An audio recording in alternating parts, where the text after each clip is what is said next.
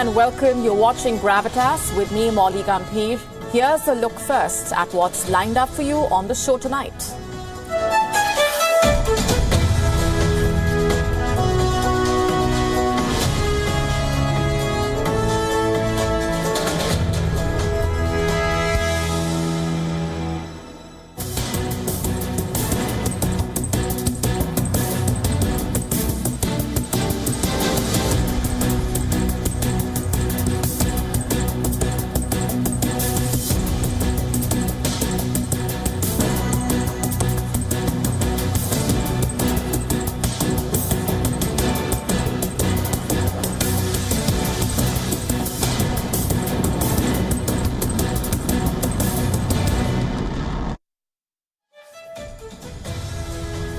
Our cover story tonight is on the Russia-Ukraine war.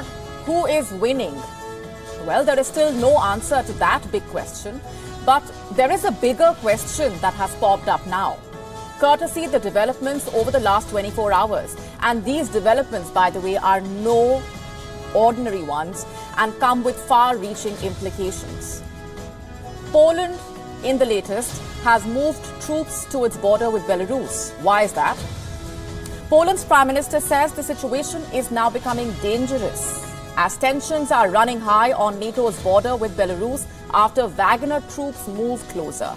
And Poland has moved combat helicopters to the border. We tell you why this happened, and we also ask, is this war now expanding? We discuss this and more over the next few minutes.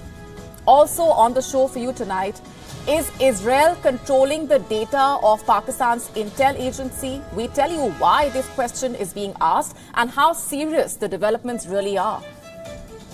After a Bangladesh court sentenced exiled opposition leader to 9 years in jail on corruption charges, we tell you what this means for the Bangladesh political landscape. China wants to limit children's phone use, and should other countries follow suit? We tell you all about the row over Somalia's slow sprinter after a video of the athlete goes viral.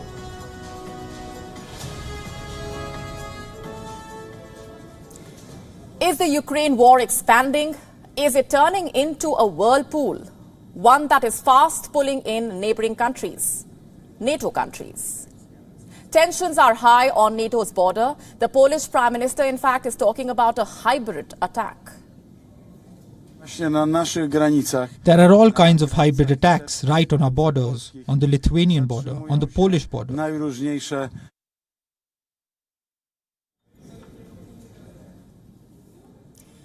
And there are talks of Belarusian army moving towards Poland, of the Wagner troops moving towards a choke point. This one, the Suwalki Gap, it is in between Lithuania, Poland, Russia and Belarus. And for long now, observers believe that this is where a war between Russia and the NATO will break out. Is that full-blown war on the horizon?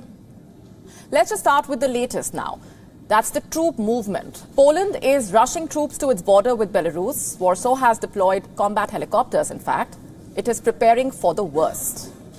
But the question is, what really was the trigger for this?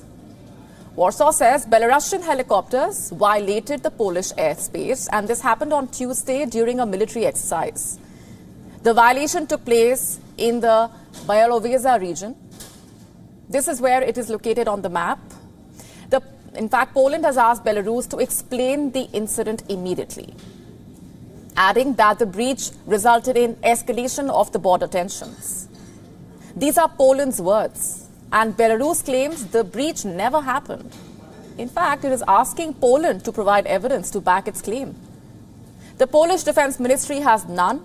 It claims the border crossing took place in quote-unquote very low altitude, making detection by the radar systems difficult.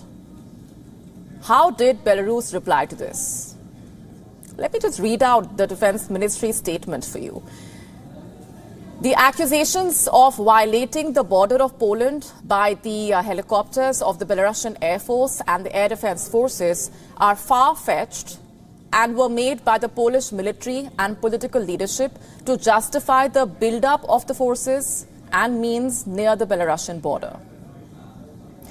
The people living in the border village of Belarus do not agree. They say the violation did happen. Poland, remember, is a NATO member, which means that if the tensions escalate to a point where a war breaks out, it will not be just Poland joining the war. NATO will join the war. It is imminent. Poland claims it has already briefed NATO about the breach in the airspace and troops were rushed after consultation with NATO. But why Poland? Weren't Western analysts looking at Moldova as the next flashpoint? The president of Ukraine, Volodymyr Zelensky, had once claimed, remember, that his intel agencies have uncovered, quote-unquote, a detailed Russian plan to undermine the political situation in Moldova. So were they false flags? Because it increasingly looks like Poland is becoming the next flashpoint. Not only are the troops being moved, leaders also are holding meetings in strategic locations. Earlier today, the leaders of Poland and Lithuania met at the Suwalki Gap. What's that? It's a strip of land that is often referred to as NATO's Achilles heels, or its soft underbelly. Suwalki is barely 100 kilometers, but its location makes this strip of land extremely vulnerable. Let's just pull out that map once again for you. Suwalki is positioned between Kaliningrad and Belarus. I'm sure most of you know that Kaliningrad is a Russian territory. Many like to call it Russia's Hong Kong because of its distance from the mainland.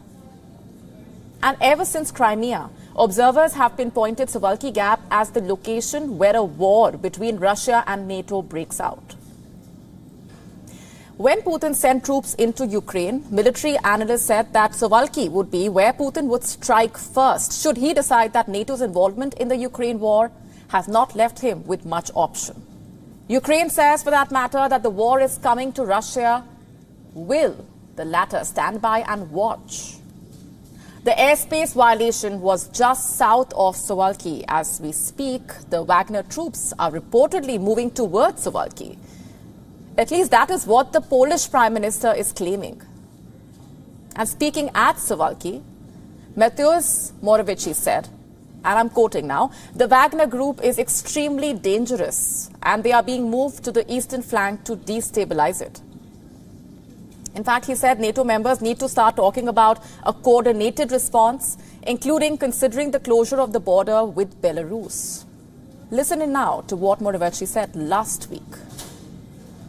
Now the situation is becoming even more dangerous. We have information that more than 100 Wagner Group mercenaries are moving in the direction of the Suwalki Gap, not far from Grodno in Belarus. In fact, he is right. The situation is becoming more dangerous, and we have been telling you this for a while now. The war is entering a bloodier phase. Tensions are rising faster than expected, and the whirlpool stands to pull in more countries. Last week, Putin accused Poland of harboring territorial ambition, of wanting to annex Belarus. And in the same breath, Putin said an attack on Belarus would be an attack on Russia.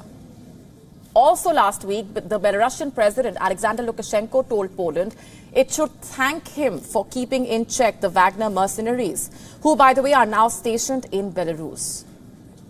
On the 23rd of July, when Putin and Lukashenko met in St. Petersburg, Lukashenko joked that Wagner fighters were keen to press into Poland and, quote-unquote, go on a trip to Warsaw and Rzeszów. NATO countries are gearing up for the worst. America has approved the sale of David Sling to Finland. What is David Sling, you ask? It's an air defense system that has been jointly developed by the US and Israel.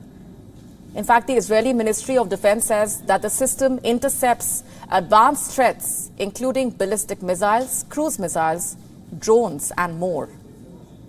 This system will soon be positioned in Russia's backyard. And Russia, meanwhile, has already positioned nukes in Belarus. Are the two sides waiting for the sound of the war bugle?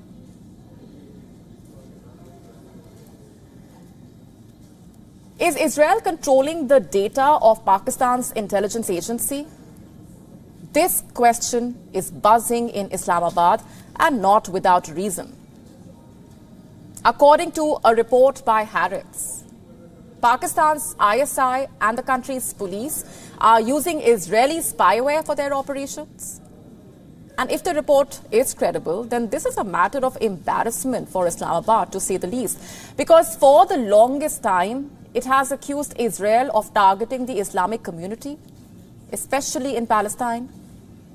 Why then is it using Israeli technology for its operations? And how exactly is this technology even coming into Pakistan? This is a question the people of Pakistan must ask their leaders. Let me just break down the claims that have been made in the report. To start with, it says that since 2012, Pakistan's Federal Investigation Agency and various police units have been using products made in Israel. The products in question have been manufactured by Israeli cyber technology firm Celebrite. The flagship product of Celebrite, whose stock is traded on the Nasdaq exchange, by the way, is called UFED.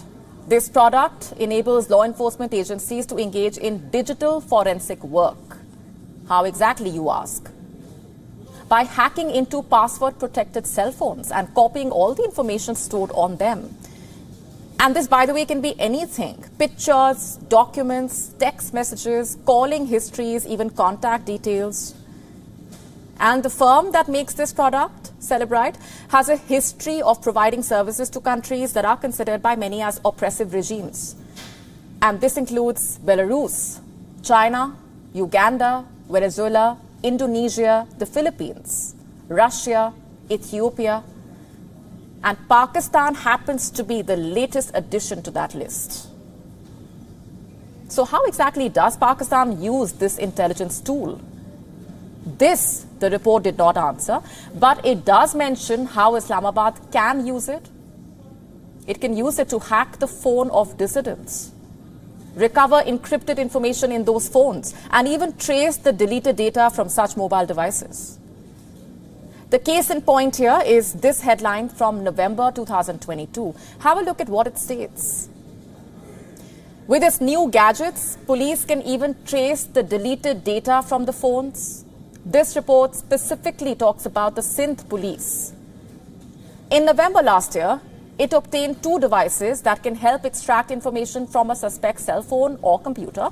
Apparently, the images it published clearly showed products designed by Celebrite. And that's not all. A 2021 catalogue from Pakistan's National Radio and Telecommunication Corporation touts a long list of technologies produced in the country. And on page number 17 of the report, there is a listing for a UFED Touch 2 device by Celebrite. And on page 18, the catalogue advertises Black Bag's mobilized digital forensic technology, which Israel's Celebrite acquired in the year 2020. And it does not end there. Here's what else the report states.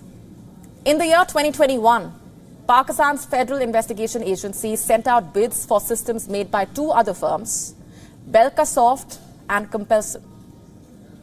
Both these companies were required to support files produced using Celebrite's technology.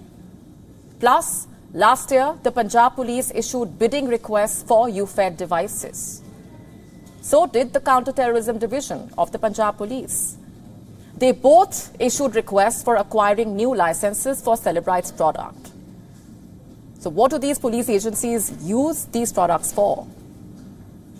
Well, if you go by their track record, we will not be surprised if they are being used to carry out arbitrary killings, forced disappearances, arbitrary detentions, or transnational repression. Next question, how is Pakistan getting this technology on its soil? Last we checked, it wasn't even issuing visas to Israelis. So how are Israeli products even reaching the country? Well, probably through middlemen sitting in third countries. In Singapore, they help the ISI get these products through a third party. And when they reach Pakistan, of course, no one in Pakistan's customs office has the audacity to stop the ISI consignments from going through. But the biggest question here is, why does Pakistan, which officially calls Israel an enemy of the Islamic world, even use Israeli products for its intel operations? Why the hypocrisy? And another question that stems from this report is whether Israel is even privy to such operations, given its expertise in the field of intel gathering. Are these products which Pakistan is using inevitably also providing information to Israel? And if they are, then Pakistan surely has a lot of introspection to do. And our next story is from Bangladesh. On Wednesday, a Bangladesh court sentenced two public figures to life in prison, the acting chairman of the Bangladesh Nationalist Party, Tariq Rahman, and his wife, Zubaida Rahman. They have both been sentenced to a 9 years and 3 years jail term, respectively. Now, for the unversed, Tariq Rahman is the son of Khaleda Zia, the former Prime Minister of Bangladesh. He has been involved in the country's politics since an early age. He has even held several high positions, in fact, within his party.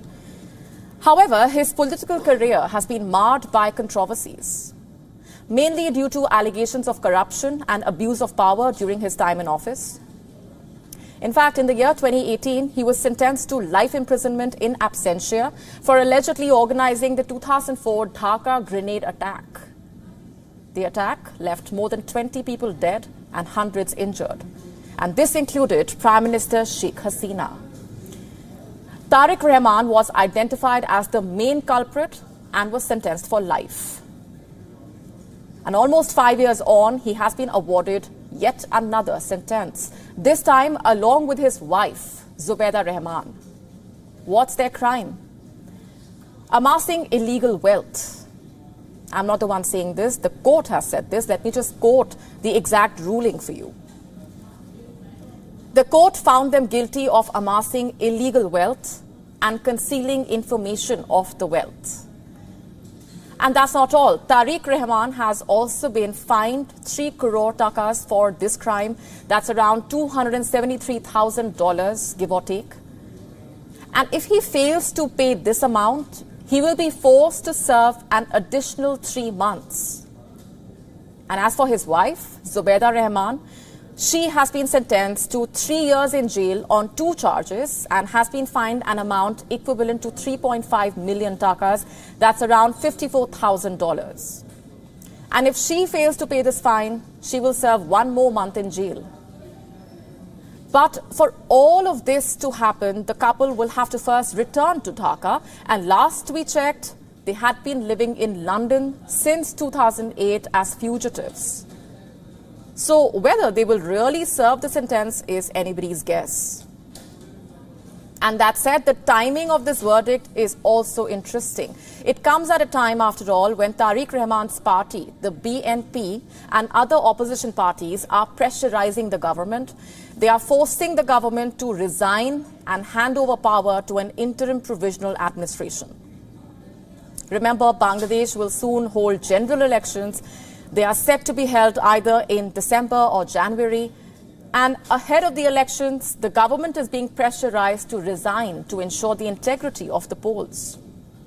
Naturally, Bangladesh's opposition is calling the verdict vindictive. It says the aim of the verdict is a sort of retaliatory action, that it is part of a political scheme by the current dispensation. They are pointing at the long history of the charges. They date back to 2007, when Bangladesh was under military rule. And the opposition plans to hold a protest regarding the same. And as for Tariq Rahman, there is no guarantee that he will return to Dhaka. For the last 5 years, the Bangladesh government has been trying to get him extradited and expressing its hope for cooperation from the British government. The last time this issue was raised was during Sheikh Hasina's visit to London in May this year itself. And last we checked, the UK Home Office had chosen not to comment on this, adhering to its policy of neither confirming nor denying extradition requests. So there is no guarantee whether Tariq Rahman will return to Bangladesh. But what impact really will the court's ruling to sentence him to 9 years in prison really have on the country's politics? And could it escalate the political tensions? Could it make the upcoming elections even uglier? We posed these questions to Shamsher Chaudhary, a former diplomat from Bangladesh, and this is what he told us. BNP will see this as a politically motivated ruling, which they have already said that this is a politically motivated ruling. But the fact remains that it is a decision of the court. And so one has to go by the ruling of the judiciary.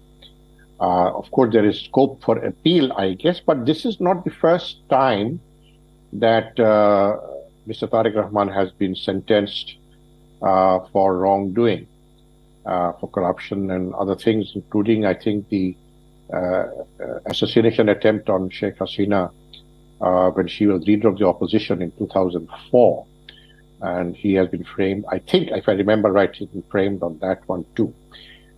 The opposition is also, the BNP is also saying that this has been deliberately done so that even his wife, Zubaida Rahman, becomes unqualified from contesting the next election. Shifting focus for now to China, is it about to cross the IMF's red line?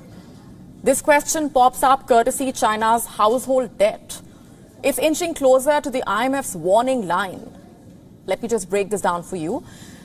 First things first, according to a report released by the National Institution for Finance and Development, China's household debt increased once again. From 61.9% at the end of last year, it has gone up to 63.5% in the second quarter of 2023. Now, this may be a slight jump, but it has taken the debt closer to the International Monetary Fund's warning point of 65%. A trend that indicates potential financial risks. And what exactly makes up this household debt, you wonder? Well, most of this debt is in the form of mortgage loans, which, by the way, reached 38.6 trillion yuan, that's $5.38 million by the end of June itself. And besides this, there are also consumer goods loans, credit card debt, private borrowings, also loans used to fund business operations. Next question. What explains this colossal debt? There are a host of reasons here. Let's just look at them one by one.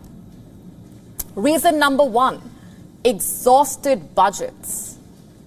You see, many local governments in China have completely drained their coffers by spending enormously on the lockdowns, also mass testing, the quarantine centers.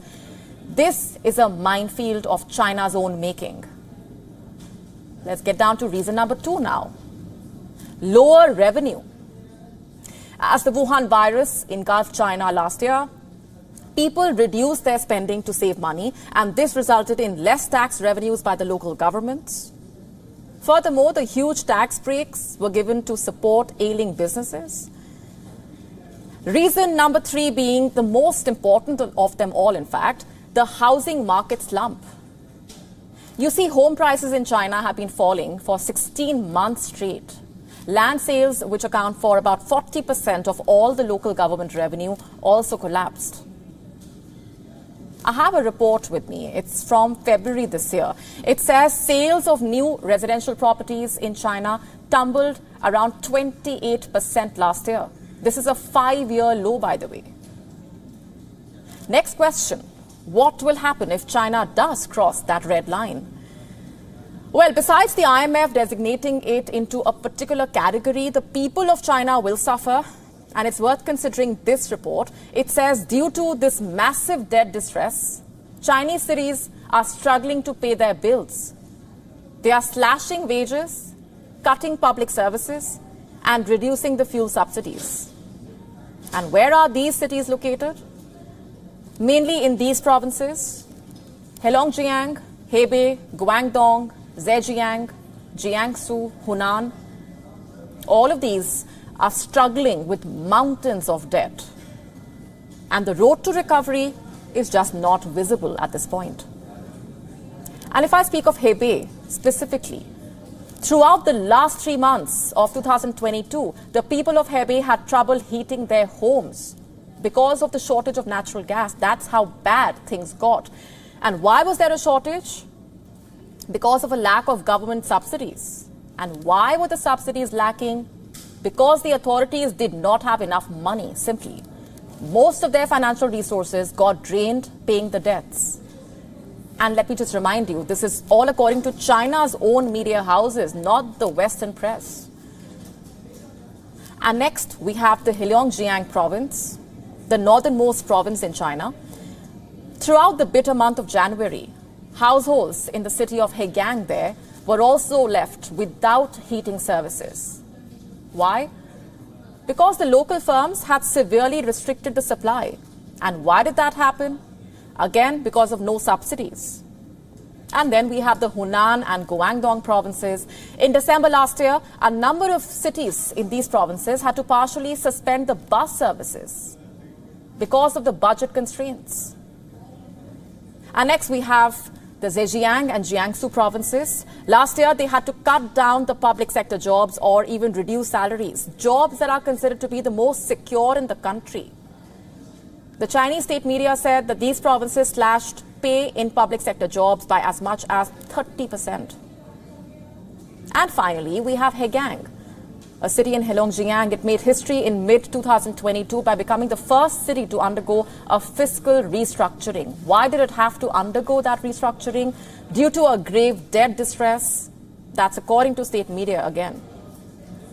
And there are many more accounts. It doesn't end here, but you get the point.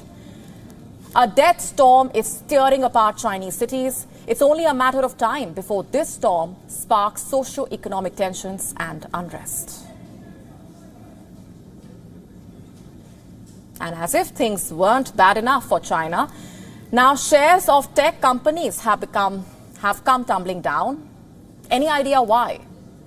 Because China has started working towards regulating the cell phone usage. Depending on how old or young you are, China will tell you how long you can use your cell phone for. Our next report getting you all the details. There is a lot that is regulated in China, the media, social media, but never did the Chinese expect their president, Xi Jinping, to also regulate their screen time. It's happening now. China's cyberspace regulator is taking a call on when and for how long you get to answer your phone call, or for that matter, have access to your cell phone. The CAC, or the Cyberspace Administration of China, wants providers of smart devices to introduce curbs for cell phone usage. What curbs, you ask? Those under the age of 18, for example, won't be able to use internet on their cell phones from 10 p.m. to 6 a.m. Don't say your cell phone usage is your choice, because in a dictatorial regime, you get no choice. That said, this is just the beginning. China's cyberspace regulator also wants users aged 16 to 18 to access their phones for not more than 2 hours a day. Last we checked, an average cell phone user in China spent 6.2 hours on their phone per day. That's 1.8 days a week. But China wants teenagers to make do with just 2 hours a day. For children aged 8 to 16, the time limit is far lesser, just 1 hour. What about those below the age of 8? 8 minutes it is for them. That's around the length of 5 Instagram reels. Diktats like these will never work. Especially given that parents often rely on smartphones to distract their crying toddlers. And China, which is pushing couples to have more babies, knows this very well. Actually, it does, which explains why. It has told service providers to allow parents to opt out of the time limits. Now, if you're watching us from China, you may take a deep breath, as we tell you that none of this has been set in stone, yet. But this isn't phony either. These draft guidelines are for real. They have been published by the Chinese cyberspace regulator, and it has given the public until the 2nd of September to send feedback. Day traders did not wait that long to place their bets on the fate of Chinese smartphone users. Shares of Chinese tech firms began falling in Hong Kong. Shares of WeChat's parent company, Tencent Holdings, fell too. Investors couldn't help but ask whether regulating cell phone usage was really called for. Also, what gives? Reports say Chinese authorities are concerned about growing rates of myopia and internet addiction. In 2018, a research paper claimed that an estimated 24 million adolescents in China are addicted to the internet. While China has definitely pulled off a China by proposing extreme measures, other countries can focus on the thought behind the draconian measure and perhaps consider regulating smartphone usage among youngsters. Internet addiction, after all, has been linked to a whole host of problems, from low self-esteem and poor academic performance to ADHD or attention deficit hyperactivity disorder, anxiety, personality disorders and poor sleep. But here's the challenge. Can smartphone regulations or time limits even be implemented? Also, how many parents would be open risking their relationship with a teenage son or daughter by proposing a limit on their phone usage? Let us know your thoughts. Bureau Report, WION, World is One. Let's now shift our focus to India for now. A student died by suicide while preparing for exams in the state of Rajasthan. Unfortunately, there have been a string of such suicides this year, 17 so far. For how long can we let this happen? How many more suicides will it take for the rat race to really end? The 18-year-old was preparing for medical exams in Kota. Reports say his body was found hanging from a fan in his hostel room. Such incidents are sadly becoming the new norm in Kota.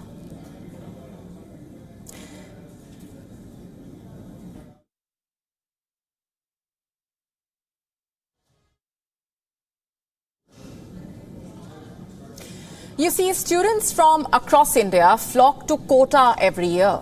Why? To prepare for competitive examinations and to get into the best engineering and medical colleges. Reports say over 200,000 students attend coaching classes in the city. Kota has made headlines due to suicides in the past few years, in fact. Last month itself, a 17-year-old student preparing for the IIT entrance examination was found dead. The scene was exactly similar. The body was found hanging from the fan. The month of May witnessed nearly 5 students dying by suicide. And the suicide crisis, by the way, is not only limited to Kota. In April, the state of Andhra Pradesh witnessed 9 students die by suicide. What was the cause? Disappointment due to the class 11 and 12 exam results. And in the same month, the state of Tamil Nadu, a student was found dead in a hostel room. This was in the Indian Institute of Technology. This was the 4th such case in the college this year. The Indian Institute of Technology has now, in fact, released a new policy. The policy says that it is, quote-unquote, inappropriate to ask students about their examination ranks. IIT says that asking about their rank could set the stage for discrimination. The question is, could this policy also help with the increasing number of deaths? Could this reduce the students' stress levels? You see, India witnesses student deaths due to suicide very often. The National Crime Records Bureau shows that student deaths increased by 4.5% from 2021 to 2022. Why are suicides increasing year on year? Why are students feeling so helpless? You see, stress and failure are common threads across the suicide incidents. Students are taught that their education should be their only goal and that they have to be at the top of the score list. The competition is intense. There's a lot of pressure. So what is the solution? Experts say career counseling can go a long way to help students find their direction. It can assist them to discover their abilities, their interests, their personality traits. Career counselors can also help with stress and anxiety management. Experts can teach techniques for relaxation, time management, coping with academic pressure. The skills could help develop resilience and help handle challenges easily. Also, counselors could provide individualized guidance and support. That's very important. This will help the students make decisions about their educational and career choices on their own. Counseling also promotes a positive outlook on future prospects. Also, a counseling session will provide a student with access to resources. A student deserves sufficient resources to understand his or her ambitions. Free online resources help a person ask questions about their own skill set. A young student does not deserve to stay under constant pressure, to say the least. Ranks and marks are simply not as important as your mental health. They do not define you. Remember that a score does not define who you are.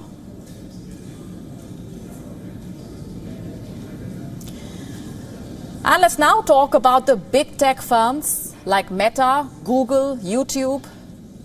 The firms are profiting from posts that actually promote harmful health products for women. They are amplifying content that promote unproven cures for infertility in Kenya. Have the big tech brands forgotten their ethical duties? Shouldn't this be a part of their misinformation policies? Our next report questions the unethical practices allowed by the big tech firms. When it comes to our health, we like to take no chances. Prioritizing health over money is the mantra that people like to swear by. But do big tech firms care more about money or people's health? According to an investigation, firms like Meta, Google, and YouTube are profiting from posts promoting harmful health products to women in Kenya. Researchers from the media collective Fumbua accuses big tech firms of pushing content that promises unproven cures. Some of the posts claim that their herbs can cure infertility and even cancer. Some Facebook pages are selling yoni pearls. What are yoni pearls? These are mesh-wrapped balls being advertised as a vaginal detoxifying agent. Companies claim that they can cleanse the uterus and protect women from cervical cancer. Medical experts have cautioned against using the herb balls, which are sold for nearly $6 in Kenya. Tech platforms are also pushing posts that call for steaming the vagina. This is allegedly a treatment for endometriosis, which affects the lining of the uterus. Experts say that such practices are unnecessary and can cause pain and infections. A reproductive health expert says you're trying to clean your vagina, but in the process you're actually increasing your vulnerability. A woman's private area is self-cleansing and contains healthy bacteria. Practices like cleansing and steaming can disturb its pH balance and leave it vulnerable. But it's not only the fault of unethical companies selling the cures. What about big tech firms like Google and YouTube? Are they not making profits from the ads for fake vaginal detox products? Even celebrities like Gwyneth Paltrow and Vera Sidika have advertised the products. Meta says the vaginal detox content did not violate its policies. The company says that we remove content that promotes harmful miracle cures for health issues when the treatments are widely deemed likely to directly contribute to the risk of serious injury or death. And then there is the aspect of how Meta treats misleading content. While working with third-party fact-checkers in Africa, the material, which is labeled false or misleading, simply appears lower in the feed. Instagram does something similar by filtering the content out of the Explore page. This means that the content is on the platform. Users can easily spot it if they scroll just a bit further. Reports say that Google and YouTube have declined to comment. Meanwhile, the market for magical cure products like yoni has already grown in Africa. Researchers say that the ads are pushing women to conform to unhealthy standards, especially in Kenya, where there are over 9 million users of Facebook and YouTube. Gender specialists say that women rely on the internet for health advice, as there's a reluctance to talk about menstruation and sex. Bureau Report, WION, World is One. Our next story is about the biggest headline coming in from Canada today. It's not about a new controversy or a new move by the government. It does, however, directly concern the Prime Minister and his wife. Justin Trudeau and his wife Sophie are separating after 18 years of marriage. And soon this piece of news started dominating global headlines. First things first, this is what the couple had to say about that decision. In statements posted on Instagram, the two said that the decision was made after many meaningful and difficult conversations. They added, as always, we remain a close family with deep love and respect for each other and for everything we have built and will continue to build. A statement from the Prime Minister's office said they both have signed a legal separation agreement. The statement added that they remain a close family and Sophie and the Prime Minister are focused on raising their kids in a safe, loving and collaborative environment, and that the family will be together on vacation beginning next week. And his office requested respect for their privacy. You see, the interest in this news of their separation is along expected lines. It is a high-profile marriage after all. But like any relationship, only the two people involved know what went down. So should there be any room for speculation? Here's a quick backgrounder. Trudeau is the scion of one of Canada's most famous politicians. Sophie Trudeau is a former model and television host. They got married in the year 2005. And when I say theirs is a high-profile marriage, that is almost an understatement. They have had a lot of media attention, naturally. They've also appeared in the Vogue magazine, so on and so forth. And in recent years, she rarely traveled with the Prime Minister on official trips. Last month, the two were seen together publicly at the Canada Day events in Ottawa. And just a few months ago, Trudeau posted a picture of himself holding hands with his wife on their anniversary and wrote, "Every mile of this journey together is an adventure. Happy anniversary." The two met as children and reconnected as adults when they co-hosted a 2003 charity gala. And then there are parallels that are being drawn with Justin Trudeau's father. His father, Pierre Trudeau, and mother, Margaret Trudeau, separated in the year 1977 and divorced in 1984 during the elder Trudeau's final year in the Prime Minister's office. Justin Trudeau was a child when his parents separated. In fact, in his 2014 book, he wrote that public life took its toll, saying, I'm quoting, "I knew even then that the demands imposed by the life my parents were leading affected them far more than the ordinary stress of parenthood." Those words leave the reader wondering about relationships, especially high-profile ones, and the pressures and the demands that they bring along.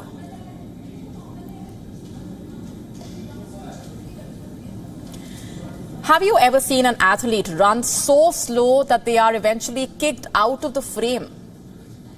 A video has gone viral where a Somali runner finishes last in a 100-meter race. But that's not all. What's embarrassing is that she finished it in 22 seconds. That much time is considered as ages at the international level. In fact, the athlete took twice as long as the winner to finish that race. And officials are now wondering who selected the so-called runner and how was this woman even allowed to perform at this international level.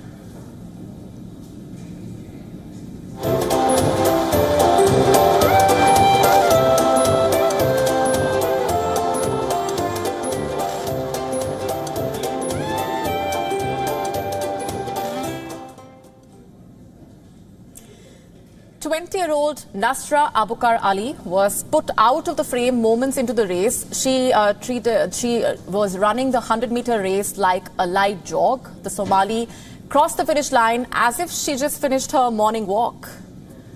This was at the World University Games in China.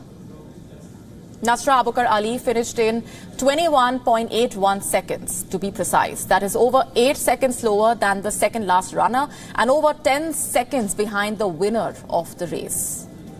ridicule, even disbelief, for some anger. Those were the sentiments, the reactions that have been trickling in from majority of the viewers of that video, which has now gone viral. Some of the social media users, in fact, saying, and I'm quoting, "It's disheartening to witness such an incompetent government. How could they select an untrained girl to represent Somalia in running? It's truly shocking and reflects poorly on Somalia internationally." Let's just show you once again how the 20-year-old ended that race.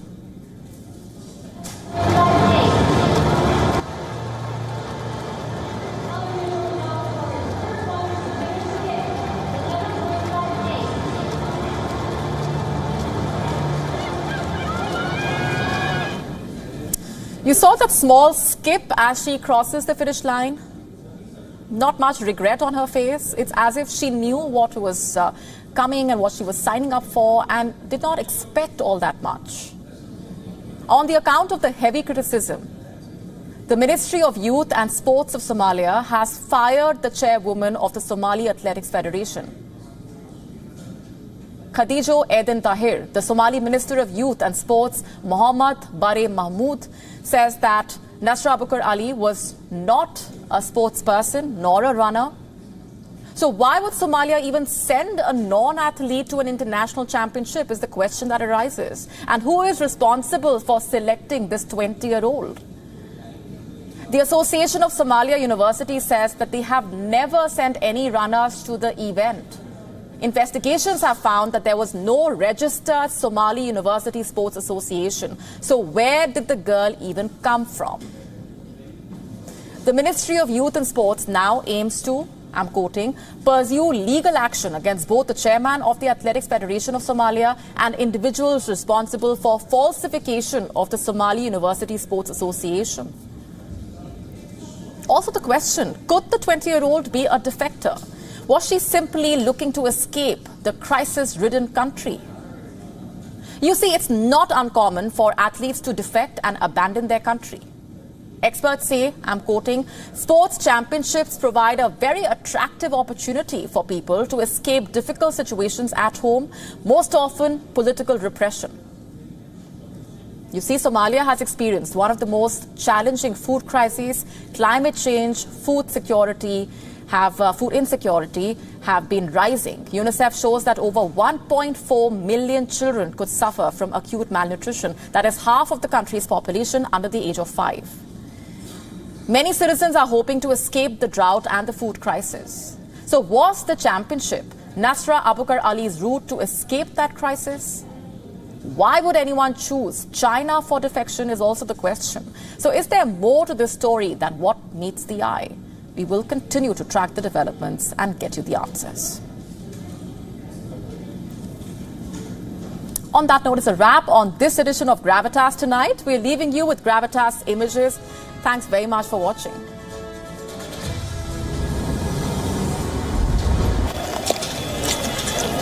Hello.